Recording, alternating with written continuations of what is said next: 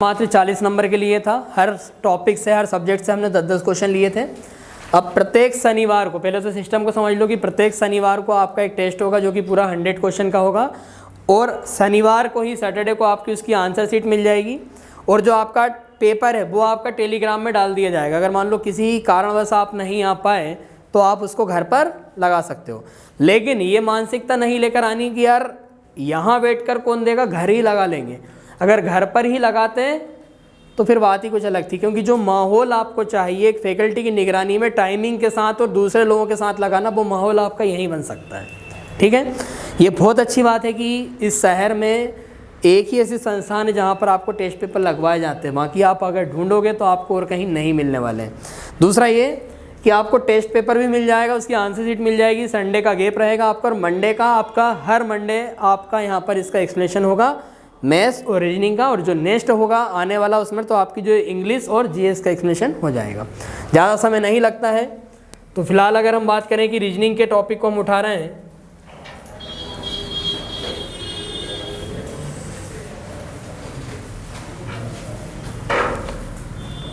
जो बच्चे पढ़ लिए हैं उनके लिए भी है, और जो अभी रनिंग में है जिन्होंने नहीं पढ़ा है कोई दिक्कत नहीं है ना, ये टॉपिक उनके आने वाले हैं, सीखेंगे वो। पहला ही क्वेश्चन दिया था यहाँ पर, क्या दिया था पहला क्वेश्चन रीजनिंग का? लिख रहा कि 25 जनवरी 2004 को दिन अगर मंगलवार था तो 18 अक्टूबर 2004 को कौन सा दिन होगा। तो हम सबसे पहले इस क्वेश्चन को सॉल्व करने के लिए क्या करते हैं कि हमने देखा है कि यहाँ पर 25 जनवरी और कौन सा ईयर लिखा है, 2004 लिखा है, और दिन हमारे पास यहाँ पर कौन सा दे रखा है, मंगलवार। वो गेट बंद कर देना। और अगला यहाँ पर लिखा है, क्या लिखा है यहाँ पर, 18 अक्टूबर 2004। तो क्या करोगे आप, सबसे पहले देखोगे कि मुझे यहाँ पर ये मंथली कैलेंडर निकालना है, ईयरली कैलेंडर निकालना है। तो ये कैलेंडर हम देख रहे हैं कि 2004 से चालू हुआ और कहाँ पर ख़त्म हुआ है, 2004 में ही हो गया, और वो भी जनवरी से चालू हुआ था और यहाँ पर कब खत्म हुआ, अक्टूबर। मतलब मुझे मात्र कुछ महीनों का कैलेंडर निकालना है, और जनवरी से अक्टूबर मतलब मिनिमम आपको 9 महीने का कैलेंडर निकालना है। अब मैं क्या कर सकता हूँ कि जब मुझे कैलेंडर निकालना है तो 25 जनवरी की तारीख तो हो चुकी है, वो आपको याद क्या रखना कि जो डेट डिसाइड हो चुकी है उसको हमें काउंट नहीं करना, क्योंकि हमें उसके आगे से आने वाले दिन को एक गिनना है। मतलब मैं ये कहना चाहता हूँ कि 26 जनवरी को एक दिन होगा जो कि क्या होगा, मंगलवार के बाद बुधवार होगा। तो जनवरी की अगर मैं बात कर रहा हूँ 25 तारीख को नहीं गिनना है, लेकिन जहाँ तक कैलेंडर निकालना उसको तो गिनना पड़ेगा। तो आपका एक ही काम रह जाता है, और क्या काम हो जाता है, टोटल डेज निकालना। और अगर आप टोटल दिनों को निकालोगे तो जनवरी की 25 तारीख छोड़ दो तो जनवरी होता कितने का है, 31 में से 25 चला गया, कितना बचा, 6 बचा। तो 6 दिन तो आपके पास ये हो गए जनवरी के। फिर अगला महीना आएगा कौन सा, फरवरी। तो फरवरी कितने की होना चाहिए, तो 2004 है, 4 का भाग जाता, लीप ईयर मतलब 29, 29 मतलब, अब 29 मतलब एक समझ में आता है। क्या होगा कि या तो मैं ये पूरा लिखूं कि यार यहाँ पर 29 लिखूं, या फिर उसमें 7 का भाग लगा दूं। तो 7 का भाग जितनी बार जाए, तो 7 का भाग कितनी बार गया है, 4 बार, 7 का 28, लेकिन उसके बाद रिमेनिंग कितना आया, 1। तो मुझे इस रिमेनिंग से मतलब होता है, और क्यों होता है, क्योंकि हर 7 दिन में क्या होता है, दिन रिपीट हो जाता है। मैं कहूँ कि आज से आने वाला 29वें नंबर का दिन कौन सा होगा, तो 28 पर तो वही होगा जो आज का है। क्यों, क्योंकि सिर्फ 7 ही दिन होते हैं, और उनमें से अगर आज का दिन छोड़ूं तो 6 दिन दूसरे और 7वां नंबर का दिन आज का ही दिन होता है, तो वो रिपीट हो जाता है। तो डायरेक्ट मैंने 29 मतलब क्या लिख दिया, मार्च आएगा, कितने का होगा, 31, और 31 में से 7 का 28 बचा कितना, 3। फिर अप्रैल का महीना आएगा, 30 का होता तो रिमेनिंग कितना आया, 2। 5वां महीना मई का होगा, 31 मतलब 3। फिर 6वां महीना जून कितना का होगा, 30 मतलब 2। 7वां महीना जुलाई 31 का होता तो रिमेनिंग कितना आया, 3। और 8वां महीना अगस्त 31 का है तो 3। 9वां महीना सितंबर 30 का है तो 2। और अक्टूबर में जाना कहाँ है, 18 में जब मैंने 7 का भाग लाया तो 7 दूनी 14, बचा कितना है, 4। अब इन सबको मैं अगर जोड़ता हूँ तो सबको जोड़ कर लाऊं, फिर 7 का भाग लगाऊं, और जितनी बार लग जाए उससे मुझे कोई मतलब नहीं, मुझे रिमेनिंग से मतलब होता है। तो आपने देखा कि भैया 6 और 1 7 यहीं 0 हो गया, तो 0 कर देते हैं इसको, है ना। उसके बाद में देखा आपने कि 2 और 3 5 और 7 ये भी 0 हो गया, 3 और 4 7 ये भी क्या हो गया, 0 हो गया। अब बचा कितना, 3 2 5 और 3 8, और 8 का मतलब फिर 7 का भाग लगा दूंगा तो बचा कितना, 1। तो वर्तमान में दिन कौन सा दिया हुआ आपको 25 जनवरी को मंगलवार, उसमें रिमेनिंग का 1 जोड़ देना तो दिन कौन सा आ जाएगा, बुधवार आ जाएगा। कितने लोगों का आंसर बुधवार आया था? गुड। जिन लोगों का नहीं आया है उनका भी कैलेंडर क्लास में हुआ नहीं है, और जब बेसिक पढ़ लोगे तो ये एक अलग ही उसका बेसिक होता है ना। फिलहाल तो हमने आपको क्वेश्चन सॉल्व करवा दिया है। अगला क्वेश्चन यहाँ पर लिखा हुआ है, और अगले क्वेश्चन में क्या लिखा है, बोलता है किसी सांकेतिक भाषा में शब्द AMAR को क्या लिखा जाता है? AMAR, और इसको क्या लिखा है यहाँ पर? JAOA। कितने लोगों का आंसर आ गया था इसका? 1। पेपर में नहीं बना था? हाँ, बस अपने पेपर से क्या मतलब मास्टर बनना है। चलो ठीक है, सिंपल है कि अब यहाँ पर इसमें कोडिंग डिकोडिंग का क्वेश्चन है कि किसी सांकेतिक भाषा में इस शब्द को ये लिखा जाता है, तो उसी सांकेतिक भाषा मतलब पर्टिकुलर लैंग्वेज में NOTE को कैसा लिखा जाएगा। तो पहले ये लॉजिक तो ढूंढूं, क्वेश्चन बनाने वाले के दिमाग में क्या आया होगा, ये लॉजिक मुझे मिल जाए। तो यार ये इसकी कोडिंग होती है 1 और ये होता है 10। भैया 9 जुड़ गया, कुछ ज़्यादा ही जुड़ गया है, और यहाँ 13 से 1 12 कम हो गया, कोई लॉजिक नहीं। कहीं 2 का क्रॉस तो नहीं कर दिया, तो यहाँ माइनस का 3, लेकिन इसका तो कुछ नहीं हुआ। अब 2 का नहीं हुआ तो 3 का तो कर नहीं पाएगा, 4 तो लेटर इसके रिवर्स में तो नहीं लिख दिया। यस, R का अपोजिट क्या हो गया? I, लेकिन इसको क्या लिखा? +1 करके लिखा है यहाँ पर। A का अपोजिट Z होता है, +1 में फिर से A आ जाएगा। M का अपोजिट N होता है, उसका +1 लिखा, और A का अपोजिट Z होता है, उसका भी क्या लिखा है? +1। तो आंसर क्या निकल कर आएगा? इसका निकालना ना आपको, NOTE। E का अपोजिट V मतलब पहला क्या आना चाहिए +1 में? W। तो W वाला तो ये आंसर नहीं मेरा, और ये भी आंसर नहीं है। फिर T का अपोजिट आता है G, लेकिन G लिखेंगे कि +1? +1 क्या लिखेंगे? H लिखेंगे। तो लिखा है क्या H? भैया दोनों में ही लिखा है। फिर O का अपोजिट L होता है, तो L लिखेंगे +1 लिखें? +1। तो M लिखेंगे, तो दोनों में ही लिखा है। और अब M का अपोजिट होता है, सॉरी N का अपोजिट M, लेकिन +1 करेंगे तो क्या आएगा? N ही आने वाला, तो N कहाँ लिखा है? क्लियर है ये? ठीक है। अगला क्वेश्चन, क्या ऐसा कोई जिसको इसमें डाउट है? डायरेक्शन का क्वेश्चन है, कोई डाउट है कि इसमें? नहीं है। एक व्यक्ति सूर्योदय के समय 10 मीटर सीधा चला, फिर अपने दाएं राइट हैंड घूमता हुआ 20 मीटर चलता है। तो अगर मान लो मुझे कुछ नहीं भी आता है, तो मैं क्या करने वाला हूँ कि सूर्योदय का समय है, मतलब मॉर्निंग टाइम की बात चल रही है। मॉर्निंग में सन कहाँ होता है? ईस्ट में होता है। ये नॉर्थ होता है, ये साउथ, ये ईस्ट और ये वेस्ट। सूर्योदय के समय 10 मीटर सीधा चला, मुझे नहीं पता कि कहाँ चला, बट मैंने ये बना दिया कि ये सीधा चला। मुझे नहीं पता ये कौन सी दिशा है। 10 मीटर सीधा चला, फिर अपने राइट घूमता और 20 मीटर चलता, तो उसको राइट घुमा दिया और कितना चला दिया हमने? 20 चला दिया। और फिर वह अपने लेफ्ट बाएं घूमता और कितना चलता है? नहीं, चलता नहीं, बस बाएं घूम जाता है, उसको चलाया नहीं, लेकिन घूमा तो है, वो डायरेक्शन चेंज हुआ उसका। अब बोलता है कि वह वर्तमान में अपनी परछाई को अपने दाईं ओर देख रहा है, मतलब ये उसका राइट है और ये इसका क्या है? लेफ्ट है। और यहाँ उसकी क्या आ रही है? शेडो। और मॉर्निंग में जो होता है शेडो कहाँ पर आती है? तो सन के जस्ट अपोजिट आती है। और मॉर्निंग में सन कहाँ पर होता है? ईस्ट में होता है। तो जहाँ शेडो आ जाती है वो क्या कहलाता है? वेस्ट। तो भैया अगर वो वेस्ट है तो फिर ये वाला क्या कहलाएगा? ईस्ट। और अगर ये ईस्ट है तो फिर ये वाला होगा नॉर्थ, और ये होगा साउथ। अब आपका आया कि नॉर्थ क्लॉकवाइज में ईस्ट, फिर साउथ और फिर वेस्ट। क्या पूछ रहा वो आपसे कि बताइए भाई किस दिशा की ओर चलना प्रारंभ किया था? तो ऊपर की तरफ चला था, और ऊपर कौन सी दिशा आई है? साउथ। मतलब कि आपका आंसर हो जाएगा साउथ, मतलब दक्षिण। क्लियर है? ये कोई विशेष कॉन्सेप्ट नहीं है, आप लोग पढ़े हुए हो इसको। अगला देखिएगा, 45 विद्यार्थियों की एक पंक्ति में, पंक्ति मतलब रो में, अनुज का लेफ्ट हैंड साइड से 17वां स्थान है और रोशन का राइट हैंड साइड से 18वां स्थान। बताइए कि पंक्ति में अनुज और रोशन के मध्य में कितने व्यक्ति हैं? क्लियर है? ये सबका आएगा। एमपी पुलिस में इसका एक क्वेश्चन दिया था और वो भी गलत दिया आंसर सीट के साथ में। कुछ बच्चे परेशान है, पूछ रहे थे कि इसके ऊपर क्लेम कर दें क्या, है ना। और बड़ा सिंपल, हाँ सिंपल सा था। एक ही व्यक्ति की काउंटिंग दोनों साइड से की हुई है, और दोनों साइड से जोड़ने के बाद हमें क्या करना चाहिए? माइनस का 1 करना चाहिए, तब नंबर ऑफ पर्सन निकलते हैं। तो उसने क्या किया? दोनों को जोड़ा और 35 आया, और आंसर भी 35 दे दिया, जैसा संभव नहीं है। इसमें क्या था कि 45 विद्यार्थियों की पंक्ति में अनुज का लेफ्ट हैंड साइड से कौन सा स्थान है? 17वां है। यहाँ से तो आपका अनुज हो गया कौन से नंबर पर? 17। और दूसरी साइड से दिया कि रोशन का कौन सा स्थान है? 18 भाई, रोशन यहाँ से कितना 18 भाई, पंक्ति में टोटल कितने लोग हो रहे हैं 45। उसमें से कहूँ कि भैया ये 17 अलग कर दो और 18 अलग कर दो, तो 17 और 18 जोड़ने पर कितना आएगा 35। तो अगर इसमें से 35 हमने हटा दिया तो बीच में कितने होंगे 10 होंगे। बड़ी सी रस्सी 2 भाग काट दो तो बचेगा बीच का भाग, और बीच का भाग मतलब कितना आंसर आ जाएगा इसका 10 आ जाएगा। अगला क्वेश्चन क्या था आपका, ये तो सभी ने बना लिया होगा, ऐसा भी कोई महानुभाव जिससे ना बनाओ, बन गया सभी का।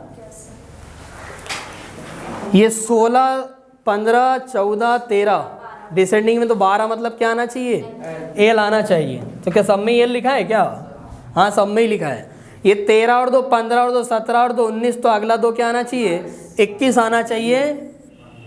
एक ही आंसर, इसके अलावा और कहीं कोई आंसर नहीं है। क्लियर है, ये कोई डाउट है इसमें, होना भी नहीं चाहिए।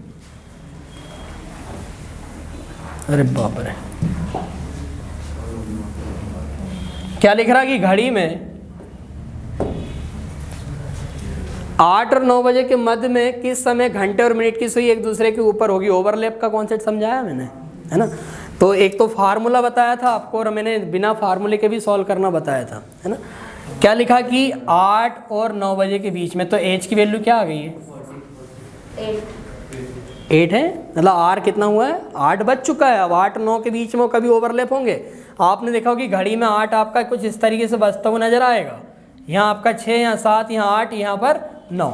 तो अब ये यहाँ से ये वाला कांटा इधर आएगा और ये दोनों यहाँ कहीं ओवरलैप होने वाले हैं। तो यहाँ पर 8 लिखा होता है, तो एच की वैल्यू कितनी 8, और अगर उसको मिनट में देखूँ कितना जाएगा 40 मिनट। इसके बाद ही ओवरलैप होगा।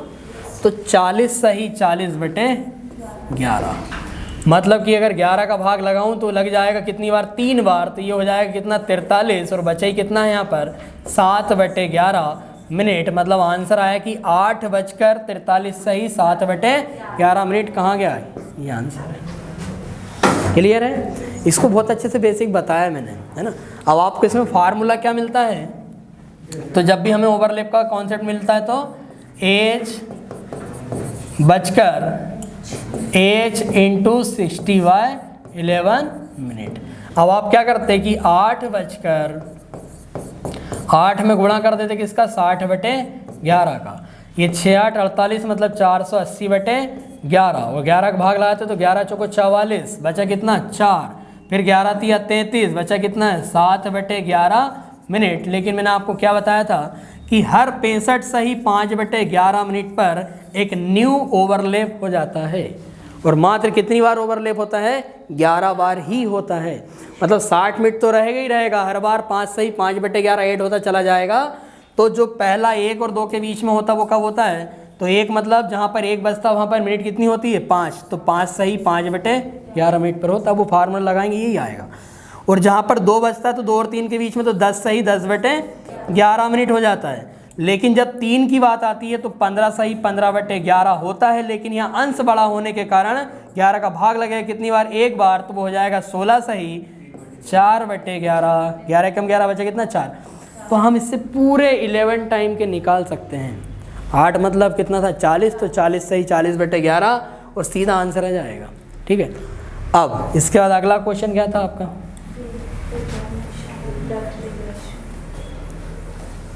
ये आया आंसर, इसमें कोई डाउट किसी को बताने की आवश्यकता है क्या। एक आदमी की ओर इशारा करते राधा कहती है, कौन कहता है राधा कहती है। तो यहाँ पर ये कहने वाला पर्सन मान लो राधा, और इसने यहाँ पर एक आदमी की ओर इशारा किया है और बोला है राधा कहती है। तो देखो जहाँ पर जो कहने वाला व्यक्ति इशारा करने वाला व्यक्ति पूरी लैंग्वेज उसी की रहेगी। तो एक आदमी की ओर इशारा करते राधा कहती है, और राधा ने क्या कहा, तो उनकी एकलौती बहन, मतलब इसकी कोई एकलौती बहन होगी पहली चीज़ तो, है ना। और उसने कहा एकलौती बहन मेरी, तो ये यहाँ से अपने ऊपर आ गई, मेरी बेटी के भाई, इसकी कौन बेटी, और बेटी का कौन भाई, मतलब इसका कौन हो गया वो पुत्र हो गया। मेरी बेटी के भाई की माता है। अब मेरी बेटी के भाई की माता मतलब ये खुद, है ना। और क्या बोला था इसने, एक आदमी को इशारा करते हुए कहा कि उसकी एकलौती बहन मेरी बेटी के भाई मतलब मेरे पुत्र की माँ है, मतलब मैं खुद हूँ, मतलब ये इसकी कौन हो गई बहन हो गई, और ये इसका कौन हो गया, भाई। क्या पूछता है कि उस आदमी का राधा के साथ क्या संबंध है, how is the person related to Radha, तो फिर आंसर क्या आएगा यहाँ पर, भाई आएगा। कुछ लोग बहन लगा देंगे, लेकिन बहन कब आता, जब यहाँ पूछता है कि राधा का उस आदमी के साथ क्या रिलेशन है, how is Radha related to the male person, तब आपका आंसर हो जाता क्या, बहन। लेकिन यहाँ पूछा कुछ और ही है, क्या पूछा है, ये पूछा था कि आदमी का, फर्स्ट पर्सन के ऊपर हमेशा आंसर निकाला जाता है। और यहाँ पर 90% कैंडिडेट कंफ्यूज होते हैं, क्योंकि रिलेशन तो बना लिया, अब लगाना क्या है, भाई की बहन। इसमें आप तो हिंदी में पढ़ो, इंग्लिश में पढ़ो, आप बिल्कुल गांठ बांध लो कि भैया जो पहला व्यक्ति होगा उसके ऊपर आंसर निकाला जाता है, उसके बारे में जानकारी दी जाती है। ये क्वेश्चन बनाने की आवश्यकता है क्या, ये जब यहाँ पर लिखा है तो 3-3 के सेट, मतलब अगर मैं गिनूँ कि कितना है, तो यार 1 2 3 4 5 6 7 8 9 10 11 12, और अगर ये 12 हो रहे हैं तो हम इसको किस में तोड़ेंगे, 3 के सेट में तोड़ेंगे। तो यहाँ पर लिखा था या तो 3-3 के सेट बना दें, है ना, 3 × 4 या फिर 4 × 3। पहले 3 का बनाएंगे तो यहाँ पर A लिखा था, ब्लैंक आया था, फिर यहाँ पर C आया, A आया, फिर ब्लैंक आया, फिर यहाँ C आया, A आया, फिर ब्लैंक, फिर C लिखा, A लिखा और A लिखा, और फिर से ब्लैंक आया है। अब मेरे पास यहाँ पर या तो मैं 3-3 के सेट बना रहा हूँ, तो इस तरीके से बनने वाले हैं, और अगर ये इस तरीके से बनेंगे तो यहाँ A लिखा, A लिखा, A लिखा, और सब में A लिखा है। लेकिन यहाँ पर क्या आना चाहिए, यहाँ और यहाँ, तो यहाँ पर A लिखा, लेकिन यहाँ A आना चाहिए फर्स्ट पोजीशन पर, तो हमारे पास ऑप्शन में कहीं पर A नहीं है। पर सब में क्या लिखा है, C लिखा, तो इतना तो निश्चित हो गया कि यहाँ पर क्या जाएगा, C। अब अगर यहाँ पर ACC, तो यहाँ पर ACC मतलब यहाँ सेकंड में C आना चाहिए, तो हाँ वो हमें मिल जाएगा एक जगह पर। फिर यहाँ भी CC होना चाहिए, तो फिर हमको यहाँ पर C मिल जाएगा, लेकिन लास्ट में फिर CC नहीं हो पा रहा है। इसका मतलब ये हुआ कि वो मैच नहीं हुआ जो हमने लॉजिक लगाया। तो ये हो सकता है अल्टरनेट पैटर्न में चला जाए, और अल्टरनेट पैटर्न में ऐसा चला जाए कि यहाँ पर ACC, यहाँ भी ACC, लेकिन जब यहाँ पर AA आया और यहाँ ब्लैंक है, लेकिन यहाँ अगर मैं इसका लिंक बनाऊँ तो हो सकता है कि AAC, तो यहाँ पर AAC। अब आपको क्या मिला, तो C मिला है, A मिला है, C मिला है, और क्या मिला है, C। CACC, तो कौन सा ऑप्शन आएगा आपके पास, CACC। मतलब ये किस में चला है, अल्टरनेट में। ये चलता है ऐसा, है ना, उसमें कोई बुराई नहीं है। अगला बताओ जरा जल्दी से, क्या आया, क्यों आया, क्या चला इसमें,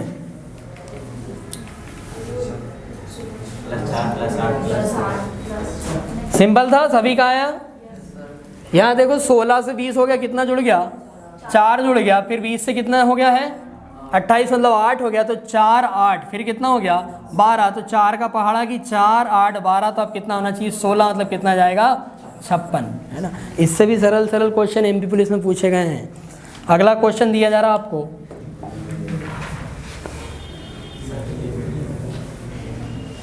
स्लॉग्स का क्वेश्चन था, सिंपल है, जिन्होंने नहीं पढ़ा वो भी समझने की कोशिश करना, बाकी बेसिक पढ़ाएंगे इसका।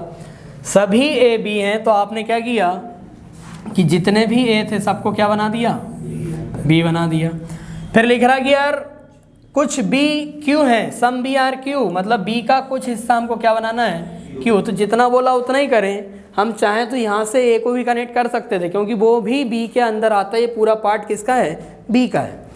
अब आपने देखा कि लिखा कि कुछ एफ डब्ल्यू है, मतलब एफ और डब्ल्यू कहीं दिख रहे हैं क्या, नहीं, लेकिन बनाना तो पड़ेगा। तो ये बना दिया मैंने एफ, और एफ क्या हो गए, क्या कोई कनेक्टिविटी है इन दोनों की, पहले से नहीं है, सिंपल सी बात है। अब देखना, यहाँ पूछ रहा कि कोई डब्ल्यू ए नहीं है ना, कोई डब्ल्यू ए नहीं, तो ये रहा ए और ये रहा डब्ल्यू, क्या इनके बीच में कोई जानकारी है, नहीं। दिख भी रहा तुमको इधर कुछ, यहाँ बैठ सकते थे, हाँ ठीक है। यहाँ पर लिख रहा है कि कोई डब्ल्यू ए नहीं है, तो क्या मुझे डब्ल्यू ए के बारे में कोई जानकारी है, और जब जानकारी नहीं है तो क्या मैं वहाँ पर कोई निष्कर्ष निकाल पाऊँगा, नहीं निकाल पाऊँगा, ना तो सही निकाल पाऊँगा ना गलत निकाल पाऊँगा। तो वो किस में चला जाएगा, कांड से, कि भैया मुझे कोई जानकारी नहीं हो, अगर ये कांड से में चला गया तो ये हम इससे सहमत नहीं हुए हैं। हाँ, संभावना अगर होती तो ये डब्ल्यू का इन सबसे रिलेशन हो भी सकता है और नहीं भी हो सकता, सम पार्ट में भी हो सकता है और ऑल पार्ट में भी हो सकता है, लेकिन जानकारी तो है ही नहीं, संभावना है वो तो। दूसरा लिखा कि सभी एफ के बी होने की संभावना है, तो ये पूरा का पूरा एफ बी के अंदर आ सकता है क्या? तो हाँ, लिखा यहाँ पर कि all F being B is a possibility, सभी एफ के बी होने की संभावना है। तो आप इससे सहमत हो या नहीं? सहमत हैं? आपको बस इतना ध्यान देना है कि अगर ये जो बोल रहा है कि सभी एफ के बी होने की संभावना, अगर मैंने सभी एफ को बी बना दिया तो क्या मेरा स्टेटमेंट बदल जाएगा क्या? नहीं, स्टेटमेंट आपका अभी भी वही का वही रहेगा। बस ये है कि एफ के साथ यहाँ कौन आ जाए? डब्ल्यू। अब आपको जो लिखा कि हाँ ऑल ए आर बी दिख रहा है ना, सम बी आर क्यू वो भी दिख रहा है, और सम एफ आर डब्ल्यू तो वो भी दिख रहा है, कुछ भी तो नहीं बदला, जैसा लिखा वैसे ही तो दिख रहा है। इसका मतलब ये हुआ कि ये एफ इन सब से सम पार्ट में जुड़ सकता है, इन सब के अंदर जा सकता है और इन सब को अपने अंदर भी ला सकता है। अगर मैं ऐसा कहूँ ना आपसे कि all B being F is a possibility, तो हाँ ये एफ में इधर से भी तो बढ़ाकर ऐसा बना सकता था, वो सब के सब इसके अंदर भी आ सकते थे। इसका पहला वाला गलत है, दूसरा वाला सही है। आंसर आएगा केवल दो अनुसरण करता हूँ, ओनली सेकंड इज फॉलो, यही इसका राइट आंसर है। रीजनिंग के कितने 10 ही क्वेश्चन थे? ठीक है। नोबेल शांति पुरस्कार कहाँ दिया जाता है? कहाँ दिया जाता है? पक्का? नॉर्वे के ओस्लो में दिया जाता है। किसका लिखा है? शांति का लिखा है ना? तो इसे छोड़कर बाकी सब आप जो बोल रहे हैं ना कि स्वीडन के स्टॉकहोम में दिया था, वहाँ दिया था, लेकिन शांति का कहाँ दिया जाता है? नॉर्वे के ओस्लो में दिया जाता है। सेकंड ऑप्शन होगा। और ये मैंने आपको कई बार बताया भी हूँ, बताया कि नहीं बताया? बताओ जरा, है ना, नोबेल पुरस्कार। चलो अभी फ़िलहाल आपका 10 मिनट का सेशन होगा, किसका? मैथ्स का।